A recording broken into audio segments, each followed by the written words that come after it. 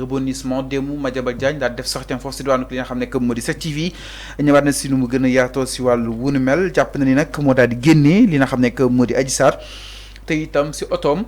la demee aéroport fi Adji Sarr nekk sa nouvelle destination mënu ko wax fu mu toll nii mais en tout cas jàpp ni itam moo ko daal di génnee li nga xam ne que moo di réew mi exactement alors mu nekk une bombe boo xam ni itam démb ba ko Madiambal Diagne waxee ay informations yu bëri daal na si jugaat liñ si xamal ni entre temps nañ leen ko daal di eggee topp leen ñu si li nga xam ne que mu di le point de l'actu daal leen koy faram-fàcceel point par point alors mais Serigne tout d'abord laataa ñoo daal di ñëw si li nga xam ne que mu di décortique bi Madiambal Diagne naka daal di analyser kàddu yi nga xam ni itam yëkkit na ko jamono ji Sénégal daal di ñëpp daal di jàpp ni ana aji naka la def ba daal di génn waaye itam naka la amee exactement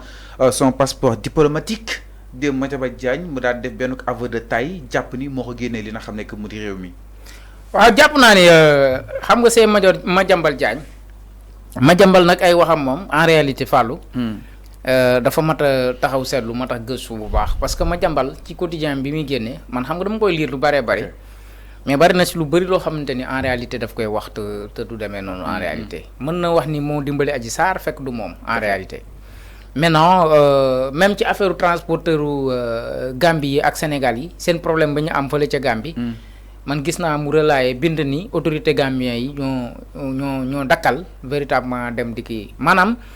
te mbir mi en réalité demeewut noonu xam nga mouvement d'humeur la boo xamante ni les transporteurs sénégalais ñoom ñoo ko yëkkati voilà ba autorité yi am si wàll daal di si jot par rapport ak ay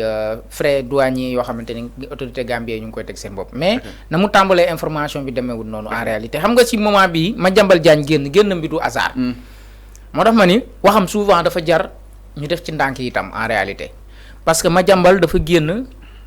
suite à une plainte bi nga xamante ni les avocats d'Ousmane Sonko nee nañ daañ ko fësal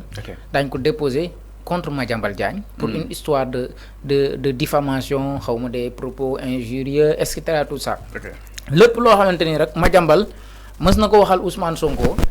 ci lu ñaaw ñoom nee nañ daañ ko yóbbu ci kanam kalaamu yoo ci ëttu yoon pour que yoon loolu bu ñu ko defee gis nga automatiquement la réaction de Madiambal Diagne donc dem na ba une yu bari sax moom lañ xëyee contre plainte plainte contre plainte maanaam bu ko Ousmane Sonko plainte moom dina ko plainte donc nag ci contexte boobu la Madiambal Diagne génne def révélation yi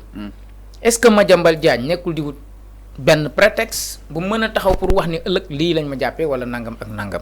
moo tax ma ni contexte la boo xamante ni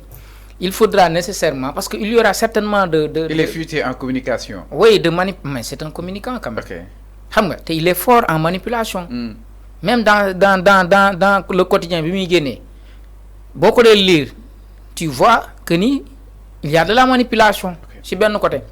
Maintenant moo tax ma ni génn bi mu génn du génn boo xam ne dafa xëy dina génn c'est stratégique. te xam na ni tey li nga xamante ni ñu ngi koy toppe ñu ngi ko koy bëgg a toppe si yoon mën na ci am problème tam est-ce que Madiambal Diagne n'est pas en train de chercher des alibis pour ba liggéey wax ni xëy na peut-être lii lañ ko jàppee wala nangam ak nangam en tout cas il est en train de se victimiser avant que mbir mi di egg si kanamu yoon. te gis nga automatiquement bi mu ne contre Alioune Tine yaa écouté les propos de Alioune Tine buy wax ni Ousmane Sonko bataille bi mu nar a engagé jaru ko parce que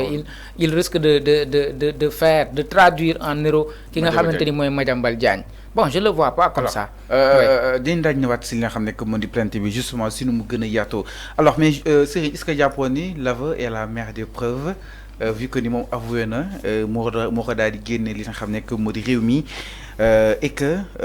danoo waxoon que ni Adji Sarr information yi mënu koon fekk Sénégal moo waroon daal di koy li nga xam ne que moo di rawale le journaliste n'a pas nié ces accusations yi nga xam ni itam ñu koy porter sur lui pour la première fois démb mu daal di koy confirmer mu jàpp ni pour vous parler un peu du cas d'Adji Sarr je tiens à préciser que lorsque j'ai commencé à l'aider c'était dans un cadre purement humanitaire. Cependant, entre-temps, je peux affirmer ici, devant les téléspectateurs, que personne n'est plus informé que moi sur la manière dont Adji Sarr a quitté le pays. Je sais exactement comment elle est sortie quand elle a quitté le territoire et même par quelques mois, elle a voyagé au bord de ma voiture et tant d'autres. Donc, est-ce que nous nous disons franchement, Serigne, que li nga xam ne que moo di l'aveu est la mère des preuves. Ouais, mais xam nga li mu wax le procureur dégg na ko le nouveau procureur. Ibrahima Ndoye. wax na moo ko wax ñu dégg ko. attendons de voir la suite parce que Adji Sarr quoi que l'on puisse mais su dire nekkee da koy jàppale loolu du crime parce que Adji Sarr attend qu'on benn citoyen sénégalais. su fekkee da koo bëgg a jàppale est-ce que loolu crime la. waaw mais dama ne. est-ce que loolu délit mais la il faut poser des interrogations par rapport ak kan mooy Adji Sarr ba pare. ki Adji Sarr Serigne. waaw loolu foofu lañ waroon a taxaw. Adji Sarr avec tout ce qui s'est passé ci biir histoire am ak Ousmane Sonko. Adji Sarr son problème ak Ousmane Sonko dem na ba yóbbu Sénégal ci situation chaotique économie bi daanu. am ñu ci dee am ñu ci ñàkk seen cër am ñu ci ñàkk seen bët ñiy ñàkk ci lu ne. tu as vu ci loo xamante ni au finish la mu doon jiiñ waa ji dara amu ci kooku tey ñu xëy ñu ne génn na réew mi fan la jaar ba génn réew mi te mbir moomu leerut en réalité moom xam na ni seen nouvelles autorités là yii fi ne tey dossier boobu mën nañ ko ubbiwaat xam na ko moo tax man la ma jàmbal ce qu'il a fait lii daf ko def ak stratégie parce que xam na contexte bi mu ko defee sortem bi maintenant nag ce qu'il a dit c'est extrêmement grave parce que situation bu mel noonu bu amee c'est pas un simple sëriñan moom mooy wut fu Adji Sarr jaar pour mën a rëcc non dafa am foo xam bu tollee justice mooy définir yan condition la nit ki mën a génnee ci territoire national bi mais Madiambal il est qui ba war a mën a génne Adji Sarr il est qui donc da nga jàpp est-ce que daf ci am ndigalu justice. génn bi tey na xel. non tey na xel parce que Adji Sarr tey bu bëggee ndimbal ci wàllum lu ko aar mais jàpp naa ni loolu justice moo ko mën a may mais bi beneen nit justice moo yor protection boobu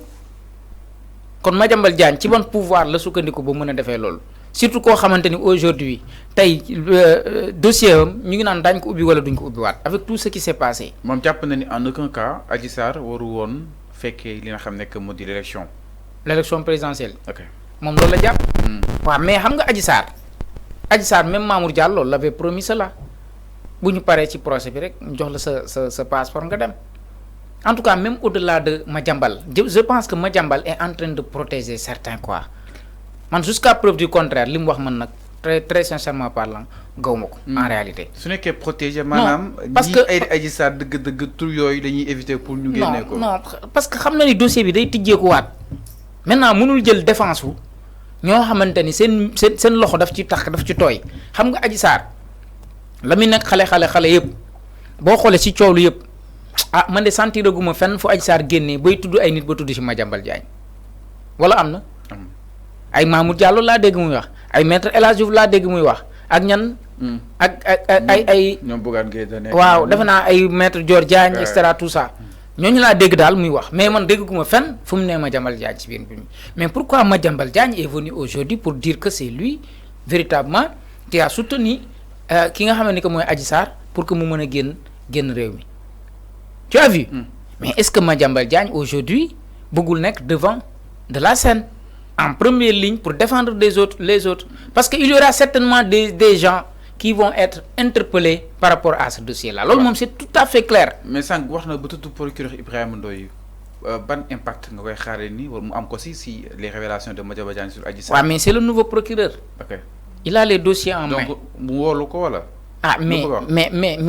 mais ce sont des propos très graves quand même qu'il a soulevé te xam naa ni Madiambal loolu la bëgg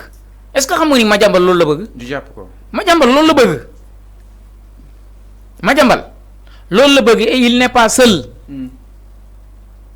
il souhaite que les gens ñu jàpp ko parce que il n'est pas seul dans ce qu'il est en train de faire là loolu la bëgg bon après ñu ne way jàpp nañu un journaliste sénégalais un journaliste nangam loolu lay wër moo tax man la Madiambal sortie bi mu def nii defu ko hasardement xëy nii rek toog nii rek ne man maa dimbali Adji Sarr mu génn avec toute cette gravité là la gravité de ces propos là.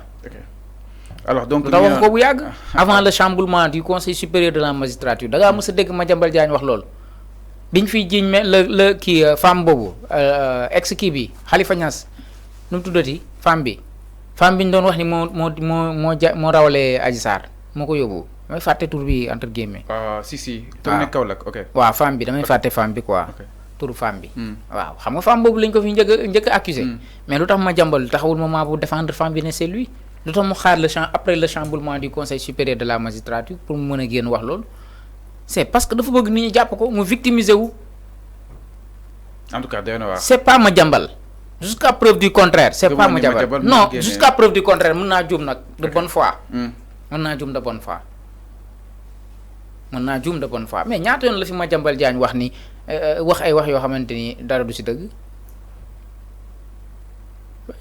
alors bañ a nekk moom. alors mi ngi noonu exactement par rapport ak li nga xam ne que moo di mbiru Adji Sarr ak li nga xam ne que moo di tolluwaay yi donc ki nga xam ne que moo di Madiambal Diagne comme vous l'aurez compris à travers li nga xam ne que moo di démb sax sorti ñëwaat na si nu mu gën a yaatoo si wàllu wunu mel jàpp na ne nag Adji Sarr tànk yooyu mu doon génnee si nga xam ne que moo di aéroport bi moo ko daal di jàppale pour mu daal di génn te itam si otoom la daal di awani exactement alors ñu daal di ñëw si leneen suñu paree si loolu Serigne daal di ñëw si li nga xam ne que moo di